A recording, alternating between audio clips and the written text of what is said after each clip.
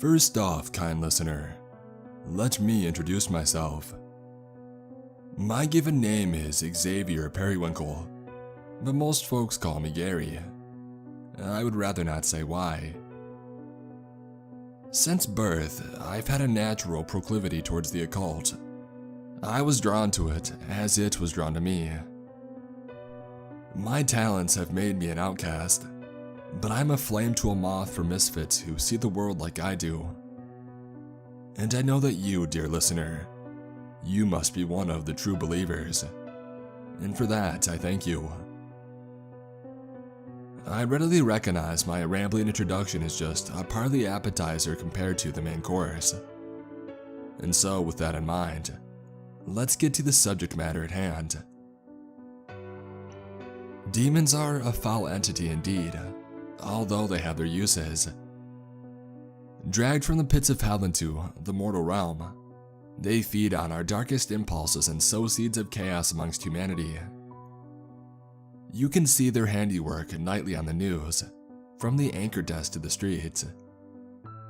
Very few people are aware that you can keep demons as pets, and probably for a good reason. Demon pet ownership is a grueling task that will leave you wondering why the hell you entered in such a foolish endeavor. But for those who endure, it can be a fruitful partnership leading to tremendous financial and personal gain. To illustrate the finer points of owning a demon as a pet, I would like to tell you the story of Evan and Evelyn Halstead, a 30-something couple that resided in Chicago during the late 2000s. On a snowy December night, the Halsteads invited a destitute vagrant into their home for dinner and access to a hot shower. Moved by their kindness and desperate to get out of the cold, the man quickly accepted their offer. Fully preoccupied with the hearty meal in front of him, the man didn't even notice Evan sneaking behind him, fire poker in hand. Before you can own a demon, you must summon it. This is what you might call step 1. To summon a demon, you must offer a worthy sacrifice, which in that case means ending a human life. Only such a vile, despicable act can bring a demon into the mortal realm. After bludgeoning his guest, Evan dipped his finger into the still-forming pool of blood and drew a series of symbols, which you can purchase on my website, onto the hardwood floor of his loft apartment. Hands held together, the couple recited the 4th recitation of Lucifer's Daughter, which is also available on my website, in front of a silver mirror. Emerging in wisps of hellfire, the demon emerged from the mirror coated in black soot. Bound by the ritual, the demon begrudgingly bowed to its new master. Outside, a heavy rain began to fall, followed by bouts of booming thunder. To keep a demon passive, weekly blood offerings are required. Demons are volatile and powerful, and so spells or rituals usually only affect them for short periods of time. The Halsteads were able to satiate the demon with raw meat for several weeks, but soon it became restless and increasingly agitated. Something more potent was required.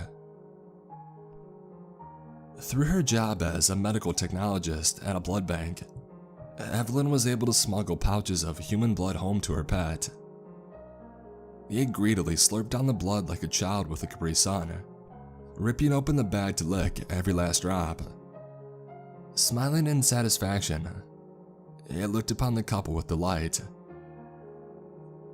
As the couple learned to properly quench the demon's thirst, good fortune smiled upon them.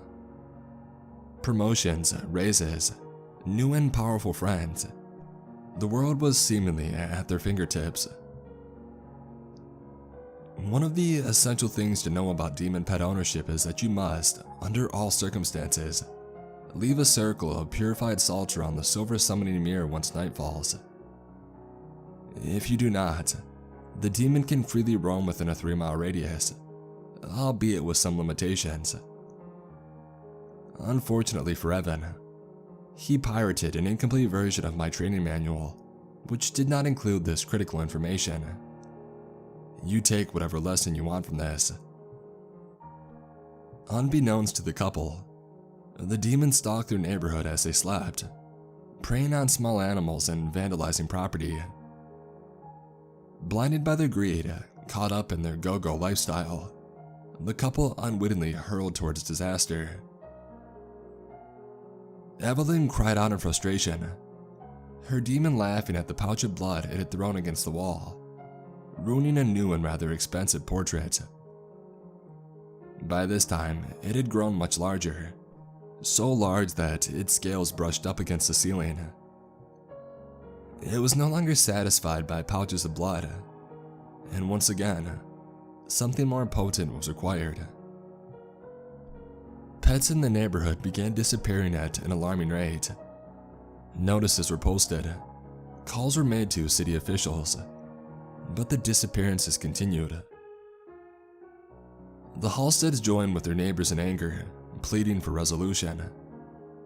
They would come into their homes and brainstorm ideas, secretly leaving a corrupted idol somewhere hidden, a doorway for their pet, a demonic doggy door. But still caught up in their new and exciting lifestyle, they didn't even notice that pets were disappearing from domiciles that they had never visited. Demons are a force of nature, no different than an earthquake or a hurricane. Their reason for being is destruction, and nothing can avert them from this path. If one is to bring a demon into this world, it is of the utmost importance that they keep this in mind at all times. Never let your guard down. Be ever vigilant, because eventually, your pet will try to escape its cage. Even the Halsteads took notice when 2 younger brothers on their block were kidnapped and murdered, their bodies brutalized almost beyond recognition. And then, not even a week later, an elderly woman living less than a mile from the boys was found dead in her home. The reporters described the crime as ritualistic. Confronted with these horrific events, the Halsteads had the sinking realization that their pet had escaped its confines. They didn't know how it escaped, although they could have, but they were sure that they had unleashed this hell upon the community. Minds warped by greed, they tried to rationalize the events. I think they used the words, the universe balancing itself out. But after several more vicious crimes, including an old acquaintance, even the Halsteads faltered in front of the utter brutality their demon unleashed upon its victims. Together, huddled in their car, they devised a plan to banish the demon back to hell. Little did they know, though, their pet had heard every last word, and as you can imagine, demons do not take kindly to betrayal. Within a week, the Halsteads were brought into the police station for questioning. An anonymous tipster had given some crucial evidence to investigators, and on a second sweep of select items from the crime scene, DNA evidence was uncovered that linked the couple to the crimes. Despite their pleas of innocence, the couple was found guilty on all counts and was given the death penalty. Evelyn's lawyer attempted an insanity defense, claiming her client raved about demons and spells, but it did not hold up in court. They were painted as cruel and sadistic killers who lusted for power and control, these crimes being a vessel for that desire. In many ways, these descriptions were extremely accurate, and deep down, even the Halsteads knew. Nearly a year apart, after serving 5 and 6 years in prison respectively, both Evan and Evelyn were found dead in their solitary cells. Reading the coroner's report, both had suffered simultaneously from a massive and almost likely excruciatingly painful stroke and cardiac arrest. In both cases, the coroners noted that the deceased had a look of agony etched into their face, mouths open in a silent scream. Oddest of all, a series of burns were found on their back, as if cigarettes had been extinguished on them. I believe the lesson here is clear. Never bring a demon into this world without fully and properly consulting an expert. Demon pet ownership is not for amateurs, or at least not those without appropriate guidance and support. The consequences can be drastic, and they may include losing your immortal soul and becoming an eternal slave to the creature you once considered a pet.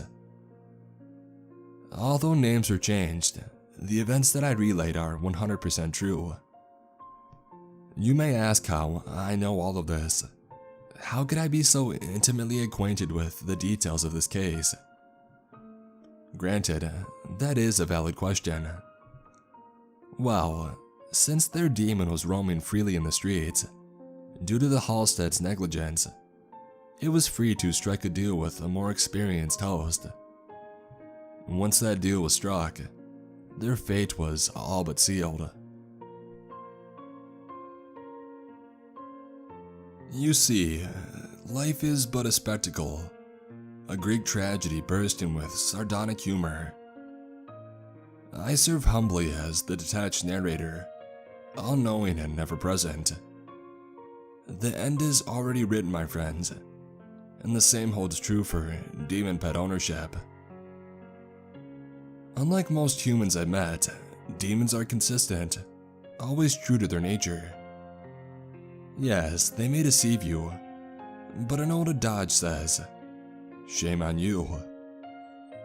To be fooled by a demon you brought into this world is the highest level of ignorance, and the consequences of such ignorance will be disastrous. Johann von Steuben was smitten with a woman. Well, obsessed may be a more appropriate term. He knew everything about her, while she didn't even know his name. In fact, they had never formally met. The closest John had come to interacting with the young woman was brushing against her at the park, a moment that he played over in his mind constantly. With lust in his heart, which he idiotically called love, Johann made a vow to make her his own. He had gathered bits and pieces of a sacred ritual from the darkest corners of the internet, 4chan, one that promised to make his every wish come true. Unfortunately for Johann, he had uncovered enough fragments of truth to summon his pet. On a stormy October night, a break in the clouds revealed a shimmering blood moon. When the blood moon shines, these are perfect conditions to summon even the most powerful of demons. Unfortunately for Johann, he had never consulted a fully licensed, incredibly informed, wonderfully knowledgeable source such as my website. Yearly subscription fee now only $3.45. And so this factoid was unknown to him. Creeping silently through the night, Johann spotted his prey. An old man, withered and hunched over, slowly walking through a narrow alleyway. Johann himself was narrow as a fire pole, long arms swinging awkwardly by his side. In high school, he would slick his hair back and come dressed in an old-fashioned suit. Kids called him the Sunder Man. Holding a carving knife behind his back, the old man remained blissfully unaware as Johann approached, asking for directions to the nearest convenience store. Johann slashed blindly at the man's throat, leaving large gashes from his forehead to his chest. Falling to his knees, the old man let out his last agonized breath into the cold air.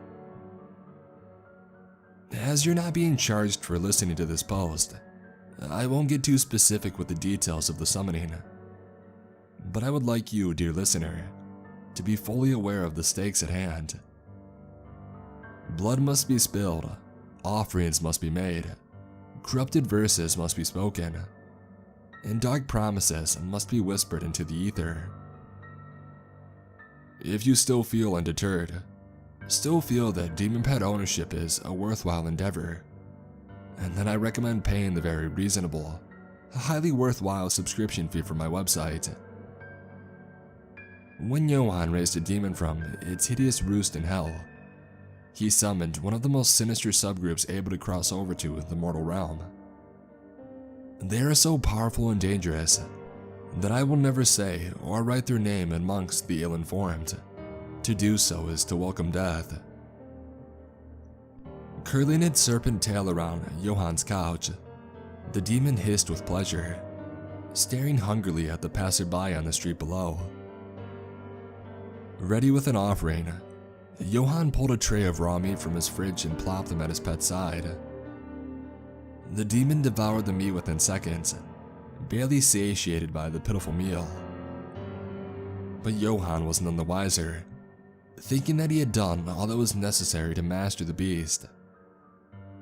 False information runs rampant on the internet, and it preys on the stupid and the weak. Just like demons, actually. This woman, I want her to be mine, forever. Johann pointed at the picture on his phone, lobbying his request as he fed the demon the following morning. Unbeknownst to Johann, his pet had feasted on several homeless men while he slumbered, the flesh picked clean off their bones. The demon nodded silently in acknowledgement, slithering silently through the window and down the fire escape. Like a chameleon, this demon can blend perfectly into any surrounding, and Johann watched from his second-story apartment as it seemingly transitioned between the brick wall and the overgrown, weed-filled lawn. Later that night, a loud crash jolted Johann from his bed. He had been scrolling through images of scantily clad women on his phone. "Johann, are you here, baby?" A seductive female voice floated into his room, a siren's call. Her words were like sugar dipped in chocolate, and this young man had been craving sweets for some time now. Throughout his life, Johann had experienced nothing but rejection from women. As the years passed, his resentment and bitterness grew, allowing him to rationalize vile acts in the pursuit of a mate. He blamed everyone but himself for his misfortune, most of all women. For a self-professed lover of womankind, Johann could never stop blabbering about sluts, whores, and chads. It was their fault that he couldn't find a date. Johann felt that he was owed a woman, that it was something that he was entitled to. Whether by natural or supernatural means, it was his right. Walking into the living room, he felt nothing but glee as he ready to behold his much-deserved prize. You know, for a demon like this, raw meat is such a woeful offering. It really does nothing to keep them in line. The woman that Johann had lusted over for so long was stroking the demon's tail, smiling coldly as she did. I guess I didn't know." Taken aback, Johann struggled to utter a reply. "Well, Johann, that's your name, isn't it? I must say that I'm not very happy with you, because you've been an extremely naughty boy." Her perkiness was in the stark contrast to underlying threats. The demon lowered itself, allowing the woman to pat its head. Its scales bristled with delight as she brushed her hand gently back and forth. It was a striking thing to behold. "Do you think you deserve to be punished? I'll be honest with you. I could go either way, but your friend over here, well, let's just say he's the devil on my shoulder." The woman laughed with terrible delight as she drew a single finger across her neck. Without hesitation, the demon leapt into the air and slammed Johann into a wall, tearing at him with teeth and claws. By the time that it was finished, Johann was nothing more than an impressively large bloodstain. The rest had been consumed. I must interject here with a bit of prideful proclamation, a declaration of love. That woman Johann stalked with such fervor, well, she is my wife, and at that time my girlfriend. Can you guess who persuaded the demon to serve a new master? It was like Joe Schmo getting in the ring with Muhammad Ali. The outcome had been determined before the starting bell was rung. Johann was never found, and the police have long declared his disappearance a cold case. Not that he would want to be found, as he was linked to a string of violent homicides, and there is enough DNA evidence to lock him up forever. Life flows like the River Nile. It stops for no one. Many of us think that we are beyond fate, not bound to any one destiny. And to some extent, there is a grain of truth to this. But once you bring a demon into this world, and you do so without proper guidance, your fate has been set. Who knows, maybe one day it could be I who writes the final words to your story. Wouldn't that be a shame?